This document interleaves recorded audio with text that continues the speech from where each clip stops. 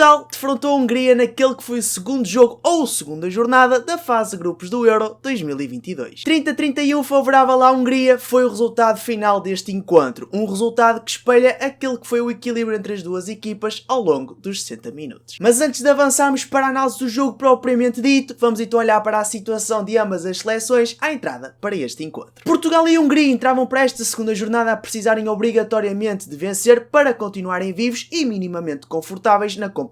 Portugal vinha de uma exibição não muito bem conseguida frente à Islândia da primeira jornada, onde acabou por perder 24-28. Já a Hungria, a jogar em casa, vinha de uma surpreendente derrota frente à seleção dos Países Baixos por 28-31, Países Baixos que perderia nesta segunda jornada frente à seleção da Islândia por um golo de diferença. Visto então os momentos em que se encontravam quer Portugal quer Hungria, vamos partir então para a análise daquela que foi a primeira parte, ou para a análise daquele que foi o jogo, mas vamos começar pela primeira parte. À semelhança do jogo frente à Islândia, Portugal entra para este segundo jogo frente à Hungria de uma forma muito concentrada, muito focada, muito decidida, muito determinada. Paulo Jorge Pereira defensivamente decide apostar como terceiros defensores em Daimar, Salini, Vítor e Torriza, algo que não aconteceu na primeira jornada, que parecendo que não fez toda a diferença. Dois jogadores que se conhecem bastante bem e tudo parecia fácil, de tal maneira fácil que o primeiro gol de Portugal surge precisamente de uma grande interseção na defesa de Daimar Salini. Mas claramente os primeiros 10 minutos desta primeira parte, os 10 primeiros minutos de jogo, foram algo monstruosos por parte da nossa seleção. Portugal claramente por cima do jogo e a aposta no ataque em Miguel Martins também fez toda a diferença. Ele que no jogo frente à Islândia não esteve particularmente bem, mas neste, meus amigos. Além disso, Portugal em nada fugiu da sua essência. Forte aposta no jogo interior com o pivô, que quando não dava golo conseguiam pelo menos ganhar o livre de 7 matches e excluir um jogador húngaro, e parecendo que não, esses momentos de superioridade numérica num jogo como este, de exigência como esta, fizeram toda a diferença. A Hungria, que neste mesmo período de tempo não conseguia fazer rigorosamente nada no seu ataque, a não ser recorrer aos remates de meia distância. Ainda que os húngaros fossem marcando aqui e acolá mérito para Gustavo Capdeville, que esteve irrepreensível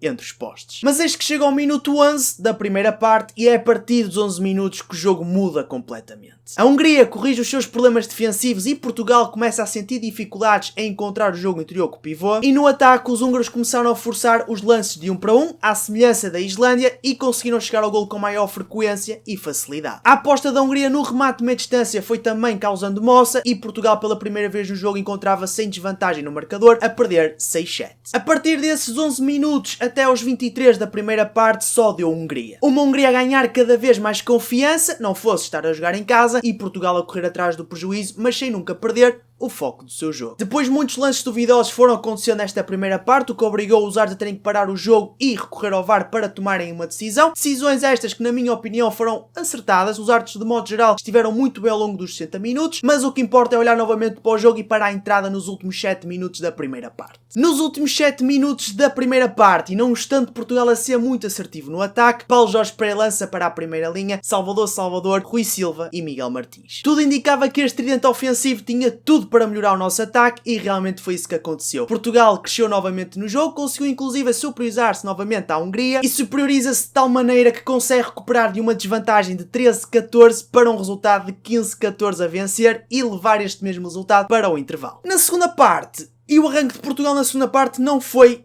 a melhor coisa de sempre. No ataque e perante um Sekeli que nós bem conhecemos, que representou na temporada passada a equipa do Futebol Clube do Porto, com o Sekeli na baliza da Hungria, Portugal começa a falhar diversos remates aos 6 metros. Já na defesa lusa, ou seja, ataque húngaro, Portugal, sem querer arriscar a Torriza, que havia sido excluído na primeira parte por 2 vezes, adota um sistema defensivo mais aberto e pressionante, de modo a evitar que a Hungria apostasse ou continuasse a apostar no remate de meia distância. A verdade é que se com este sistema defensivo Portugal anulou o remate de meia distância húngaro, o mesmo não se pode dizer de os lances de 1 para 1. E com estes erros no ataque, de remates falhados e com estas dificuldades defensivas, ao fim de 2 minutos da primeira parte, a Hungria já se encontrava na frente do marcador. A partir de 6 minutos da segunda parte, o jogo entra num ritmo frenético. Ambas as seleções a abdicarem de defender, só se via ataque, ora era gol cá, ora era gol lá, uma sucessão de golos, uma intensidade incrível, um ritmo incrível, um handball espetáculo. O que vale é que esta intensidade de jogo não se foi mantendo, mas o que se manteve foi a Hungria por cima do jogo. Se na defesa húngara, perante um ataque português que não conseguia ter eficácia, ia aparecendo Sekeli para ajudar à festa, no ataque húngaro apareceu um nome que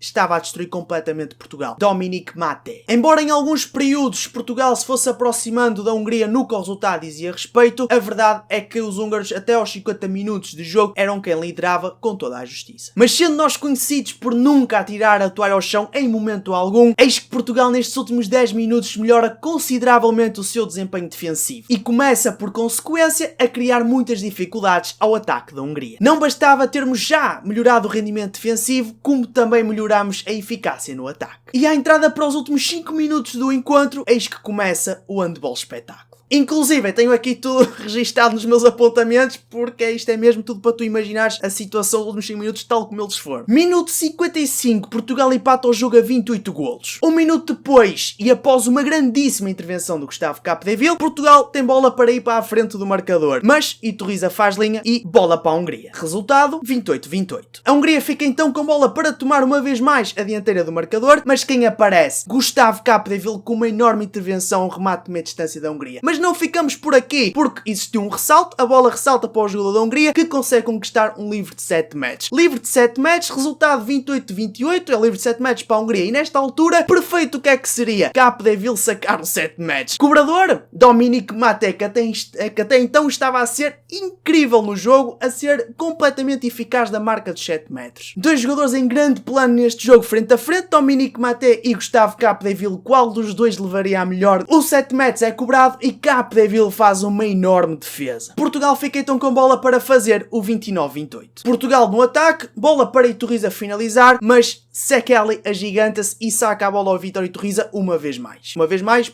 há bocado foi linha, agora foi Sekeli que defendeu, uma vez mais, e Iturriza a falhar, é isso. Mas continuando, resultado 28-28. Aos 57 minutos e 50 segundos, finalmente temos o 29º golo para uma das equipas, infelizmente foi para a seleção da Hungria. Mas calma, foi só de pouca dura, porque 30 segundos depois Portugal faz o 29 igual. A 1 minuto do final do jogo, a Hungria chega ao 29-30, portanto volta a estar a vencer Portugal por um golo de diferença, e a 20 segundos do jogo terminar, Paulo Jorge Pereira pede o seu último time-out, no momento exato, no momento decisivo, em que teoricamente seria o último ataque do jogo. Time-out pedido, jogadores reunidos, Paulo Jorge Pereira começa a dar a jogada final, aquele que ele acha ou aquela que ele acha que será a jogada ideal para aquele momento, mas eis que Rui Silva se insurge e pede a Paulo Jorge Pereira para ser ele a marcar a jogada final, a jogada que poderá decidir entre uma derrota, um empate, vitória já não, portanto, entre uma derrota e um empate, exatamente. E eis o plano de Rui Silva. Objetivo, Rui Silva central com bola, cruzar com Fá Magalhães que se encontrava na lateral esquerda, Fá Magalhães aparecer, pronto, definição do cruzamento, aparecer em zona central e dar continuidade para a lateral direita onde se encontrava Miguel Martins, e este último fazer o último passo por baixo das pernas do defensor, isto dito por Rui Silva, para Daimar Salina receber, rodar e finalizar. Eu a pensar que isto tanto podia correr bem como correr mal, mas caso corresse bem, Portugal entrava para os últimos 10, 5 segundos que sobrassem para a Hungria ter bola, com uma motivação incrível. A verdade é que funcionou, Portugal fez o 30-30, que por si só já seria um resultado muito bom e tendo em conta o jogo, na minha opinião, o resultado mais justo, mas a Hungria decide estragar todo o esforço e sacrifício que a nossa seleção teve e chega ao gol da vitória a 5 segundos do fim e Portugal fica já sem bola para conseguir atacar novamente e resultado final 30-31 favorável à Hungria. Portugal perde nos últimos 5 segundos, a 5 segundos do fim, e há uma frustração tremenda. Assim, parece que não foi desta que Portugal conseguiu somar os primeiros pontos nesta fase de grupos do Euro. Vamos esperar pela última jornada. As contas de Portugal são muito simples. Portugal, para conseguir passar, tem que esperar que a Islândia vença a Hungria, exatamente. Eles que vão jogar primeiro que Portugal. Portanto, Portugal, quando defrontar os Países Baixos, já vai saber do resultado da Hungria frente à Islândia e aí já terá, ou já saberá, obviamente, se tem hipótese de passar ainda ou não. Portanto, Portugal, para passar, precisa que a Islândia vença a Hungria nesse jogo e Portugal tem também que fazer o seu trabalho, que é vencer por pelo menos 2 golos de diferença a seleção dos Países Baixos. Mas sofrer fica para depois, agora não vamos pensar nisso, vamos sim olhar para a minha pontuação que eu atribuí a cada um dos jogadores que foi a jogo para cada um dos jogadores que foi a jogo neste encontro. Pronto, é isso, pronto. Vamos então começar pelos guarda-redes e vamos começar pelo grandioso Gustavo Capdeville. Gustavo Capdeville uma vez mais a mostrar o grande guarda-redes que é. Terminou com uma pontuação de 8.5, ele que na primeira parte fez 3 defesas, na segunda fez 6. E meus amigos, eu sei que estes valores já por si só já dizem tudo, mas na segunda parte o Gustavo apareceu em momentos bastante decisivos, bastante importantes para a nossa seleção. Já Manuel Gaspar terminou com a pontuação de 6.3, fez duas defesas quando entrou, mas foram defesas, pronto, normalíssimas, obviamente com a exibição de Capdeville, Manuel Gaspar iria completamente ficar na sua sombra, mas entrou, esteve bem, fez o que pôde e, portanto, uma pontuação de nota mais. Passando para a linha de centrais, e aqui vamos começar por Miguel Martins. Miguel Martins esteve o Miguel Martins que nós conhecíamos, ele esteve endiabrado neste jogo, este sim é o nosso Miguel Martins. Terminou com uma pontuação de 8.0, em 6 remates fez 5 golos, muito bom, bons golos de meia distância, ele teve bem a dinamizar o jogo, teve muito bem na finalização, na assistência para gol nos últimos passos, na distribuição, continuidades, o Miguel hoje esteve incrível. Só não foi o melhor central em jogo, porque Rui Silva também se mostrou o verdadeiro Rui Silva que é, e terminou com uma pontuação de 8.3. Rui Silva fez os mesmos golos nos mesmos remates que Miguel Martins, ou seja, 6 remates, 5 golos, estiveram os dois muito bem, ele também esteve bem na finalização, na dinâmica, na organização. Vamos passar então para as laterais, vamos à lateral esquerda, Gilberto Duarte terminou com a pontuação de 6.5, o Gilberto não começou o jogo de início, mas mais tarde integrou a defesa e participou no ataque. Ele na segunda parte teve um lance aos 54 minutos decisivo, que inclusive foi ele que marcou o gol. E por esse lance é que a pontuação dele subiu muito, senão a pontuação dele iria ficar por volta dos 6.1, porque o Gilberto não apareceu muito, mas esteve defensivamente muito melhor que no jogo frente à Islândia. Alexandre Cavalcanti terminou com a pontuação de 6.2, em 2 remates fez um golo, cumpriu na defesa, não esteve aquele Cavalcanti que nós queremos ver, mas cumpriu na defesa, e no ataque não se mostrou muito além deste golinho, portanto a pontuação dele não subiu muito, 6.2, uma pontuação de nota mais. Já Salvador terminou com a pontuação de 6.1, cumpriu na defesa, cumpriu no ataque. Por fim, no lote de laterais esquerdos temos Fábio Magalhães, terminou com a pontuação de 7.3, e Fábio Magalhães só não disparou para os 8.0 porque falhou os remates todos, ele teve 2 remates, falhou os 2, se calhar marcou um gol. Eu acho estranho não ter anotado nenhum gol de Fábio, acho estranho ele não ter marcado nenhum gol, mas eu aqui nas minhas anotações tenho que ele fez 2 remates e falhou os 2, portanto deve ter sido isso. Mas onde é que Fábio Magalhães se destacou para ter 7.3? Foi no jogo entre o pivô. O Fábio esteve incrível, esteve muito bem na defesa, eu até me arrisco a dizer que o Fábio foi o melhor defensor da nossa seleção, esteve muito bem na defesa, portanto uma pontuação de 7.3, uma pontuação muito boa mesmo. Por incrível que pareça, laterais direitos não há, Ángel Hernández não foi o jogo, Daniel Vieira não foi convocado e também não foi o jogo, o Ángel Hernández também não foi convocado, opá, não sei, mas eles dois não foram a jogo, portanto não houve laterais direitos a jogar, o que é surpreendente, daí Fábio Magalhães ter feito a posição lateral direito e Miguel Martins ter passado por lá também e Gilberto se calhar. Pronto, é o que é. Não havendo laterais direitos, saltamos então para as pontas. Diogo Branquinho não foi a jogo. Pois não, o Diogo Branquinho não foi a jogo, estava aqui a ver. Não foi a jogo exatamente, jogou apenas Lionel Fernandes. E também não era preciso Branquinho ir porque Lionel esteve incrível. Terminou com a pontuação de 7.3, 4 remates, 4 golos e esteve muito bem no plano defensivo a nível de interseções, inclusive acho que teve uma interseção que deu o contra-ataque em que ele foi por lá fora a driblar e chegou ao golo. Muito bem Lionel, 7.3, nota mais. Na ponta direita vamos começar por António Areia, 7.1 de pontuação, ele que não fez qualquer remate, acho eu, em jogo corrido, mas teve 5 livros, 7 matches e marcou os 5.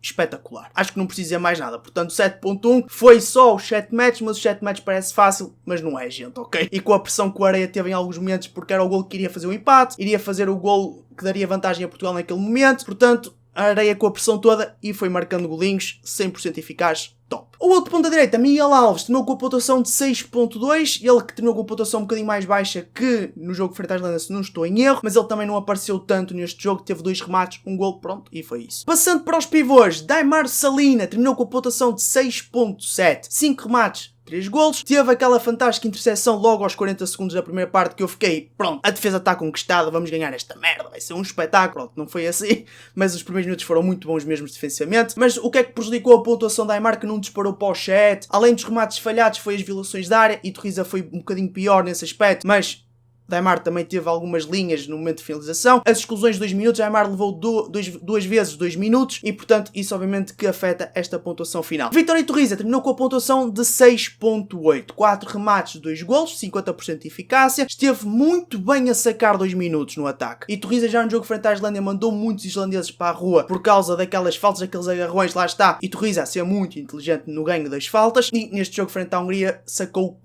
2 minutos para os húngaros e, portanto, a pontuação dele disparou. Porquê que a pontuação dele não foi lá para cima também?